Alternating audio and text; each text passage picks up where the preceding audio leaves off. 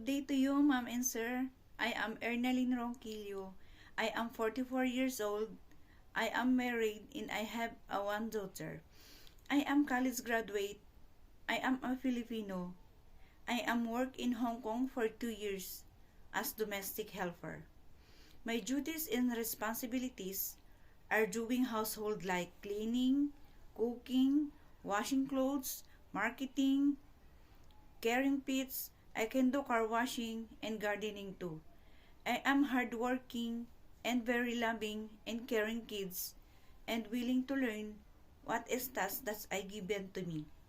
If you hired me, I will do my best and be responsible to all my duties and work.